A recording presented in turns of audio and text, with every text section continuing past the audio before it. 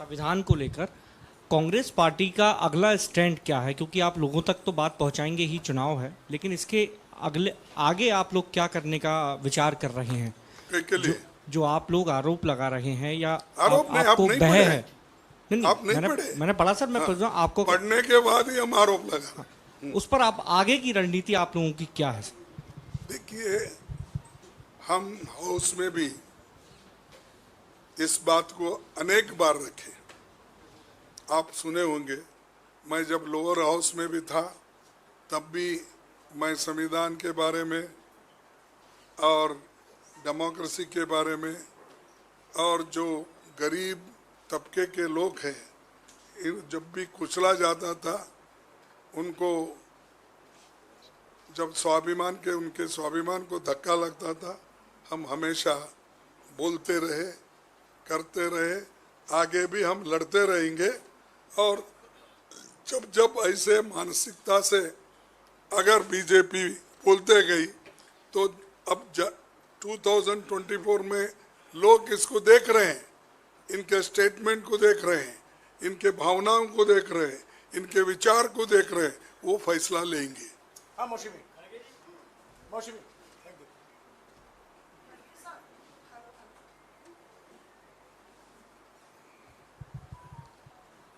खड़गे साहब, चुनाव आयोग को लेके दो इलेक्शन कमीशन की पोस्ट वेकेंट है। 15 मार्च को प्रधानमंत्री ने बैठक बुलाई है, अरुण गोयल साहब ने भी रिजाइन कर दिया है। क्या आप लोग कुछ नामों के साथ अधीर रंजन चौधरी जाएंगे, क्योंकि कोई नाम सामने आए नहीं है? और क्या ये बहुत ज़्यादा चिंता का विषय है कि जो अपॉइंटमेंट है जिस तरह से होगी, तो क्या उसके आगे कोई रणनीति आप लोग ने बनाई है? ये देखिए, हमेशा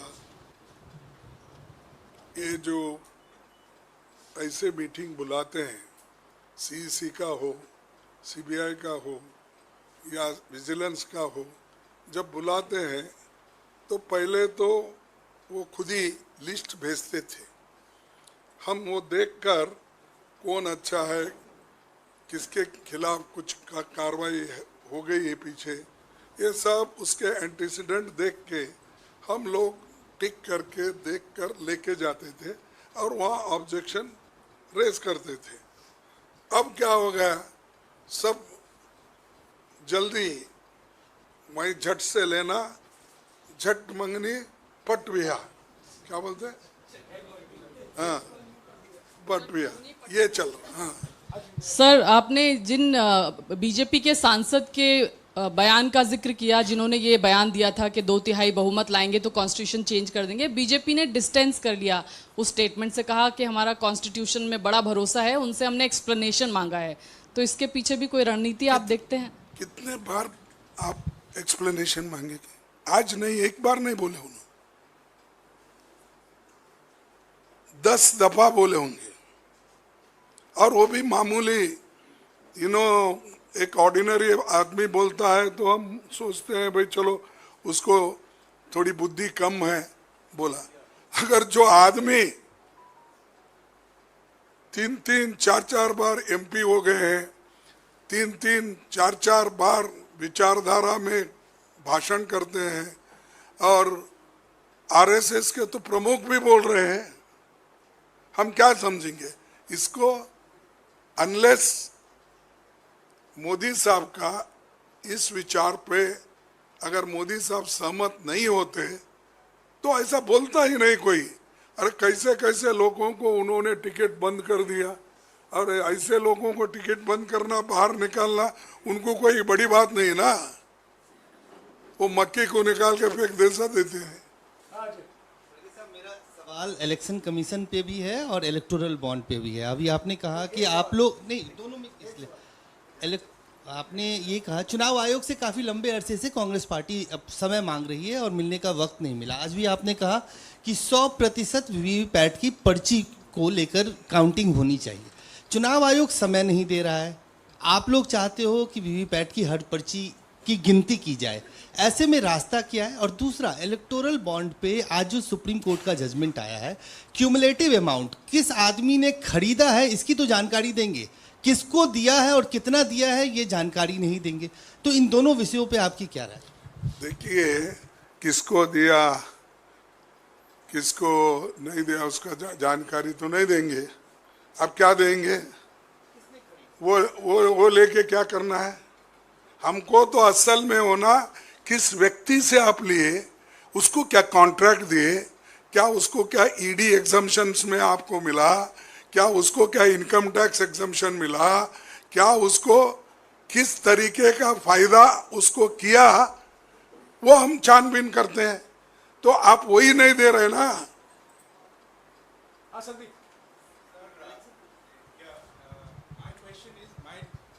My question is essentially a follow-up of what Vijayalakshmi asked, that the BJP has officially and categorically denied that or distanced itself from the statement of Mr. Hegde.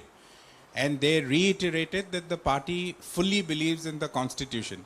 Despite that, you are holding a press conference today, a good 24 hours later, after BJP's clarification. What do you want? Do you want the Prime Minister to come out and make the same statement? What exactly is your point of view? देखिए, I want to protect your freedom of expression and myself. And secondly, why Modi is keeping quiet? Today he might have clarified. This is not first time.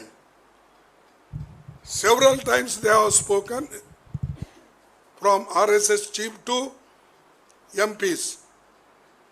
Many MPs even from UP, they spoke earlier. Their karyakartas have spoken. Why should not he clarify? If anybody speaks against the Constitution, I will throw you out. Why should not he say? That is why I am asking. Sanjeev.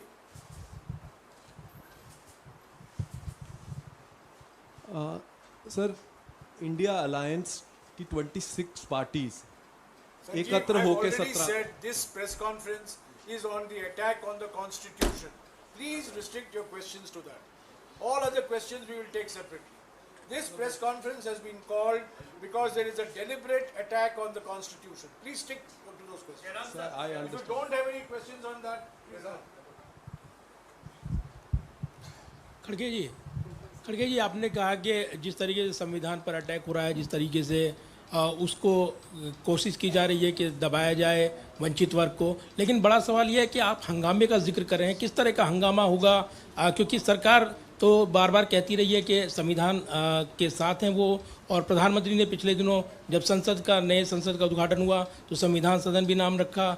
हमने देखा कि उन्होंने संविधान के प्रति उसका बड़े आदर किया था, उसके साथ उन्होंने जिस तरीके से वेलकम किया था। तो कई मौके आए जब उन्होंने ये बताने की कोशिश की कि वो संविधान के जो प्रारूप हैं और उसका पूरा आदर करते हैं। आदर तो करते हैं, हाथी के दांत दिखाने एक होते हैं, खाने के एक होते हैं, समझे आप? तो ये मोदी जी तो अपने लोगों को कंजम्पशन के लिए अलग बोलते हैं और पब्लिक कंजम्पशन के लिए अलग बोलते हैं। इसमें आप कौन सा पसंद करते हैं वो ले लो। हाँ जयेंद्र, इसी विषय पर एक सवाल। आपने दो बार कहा कि संविधान बदलने आपने 2 बार कहा सर कि संविधान बदलने की कोशिश होगी तो देश में हंगामा होगा। तो जब सामने से इरादा जाहिर कर दिया गया है कि बहुमत दीजिए, संविधान बदलेंगे, तो सवाल है कि हंगामा कब होगा? चुनाव के बाद जब कोशिश होगी तब, या चुनाव के पहले? सवाल आपसे पहले भी पूछा गया कि कांग्रेस का रोड मैप इस बयान को लेकर आगे क्या रहने वाला है? देखिए, हंगामा होगा इसका मतलब ये नहीं कि रोड पे आके सभी लोग लड़ रहे हैं। हाँ, इसका मतलब ये है कि जो लोग वंचित है, जिन लोगों के लिए सामाजिक न्याय का इसमें प्रबंध है और देश के हर नागरिक की रक्षा करने के लिए फंडामेंटल राइट्स भी है, इन चीजों को अगर धक्का दिया तो क्या लोग चुप बैठेंगे? आप चुप बैठेंगे? अगर आपका बोलने का अधिकार छीन लिए, कहने का अधिकार छीन लिए, लिखने का अधिकार छीन लिए, तो आप चुप बैठेंगे? आप हमारे साथ ही आएंगे ना। सर, आपने इस मामले को बड़े तरीके से उठाया है। क्या आने वाले वक्त में हम देखेंगे कि इंडिया गठबंधन के तमाम नेता इकट्ठे होकर इस मुद्दे पर मोदी सरकार पर प्रहार करेंगे? देखिए, आप फिर उधर चले गए। सामने वाले जो बोल रहे थे उसको आपने उठाकर फिर और तरीके से बोला। हम बराबर उसका जवाब देते रहेंगे। जब होने वक्त सब गठबंधन के लोग हम सब मिलके ही लड़ते रहेंगे, जैसा जाति जनगणना के लिए हम लड़ रहे हैं और सभी लोग सहमत हो गए, और किसान न्याय के लिए हम लड़ रहे हैं, सभी लोग सहमत हो रहे हैं, और एमएसपी के लिए हम लड़ रहे हैं किसान के लिए, वो उसमें भी सहमति है। तो ऐसे युवाओं के लिए, एम्प्लॉयमेंट के लिए, बेरोजगारी, अपना हाई प्राइसेस के लिए, ये सारी चीज़ें हम मिलके ही लड़ रहे हैं, लड़ते रहेंगे। Yes. So I'm from Tamil Nadu. The Kerala Congress spokesperson says it's related to Congress only. It's on the Constitution of India. Please. We'll ask these questions separately. On the खड़गे जी, खड़गे जी, बीजेपी को, मोदी जी को 400 सीटें चाहिए संविधान बदलने के लिए। आप संविधान बचाने की बात कर रहे हैं, आपको जनता से कितनी सीटें चाहिए? मेरे को देखिए 400 सीटें, सुनो 400 सीटें वो ख्वाब देख रहे हैं। वो खुद ही बोल रहे हैं 370, फिर बोलते हैं उन्होंने बोलने दो ना, इवन 600 सीट बोलने दो। संविधान में प्राविधान है 543 का, 43, सॉरी 2 सीट कम कर दिया, तो नॉमिनेटेड है वो। मैं सबको मिला के बोल रहा था, क्योंकि नॉमिनेट भी वही करेगा ना, है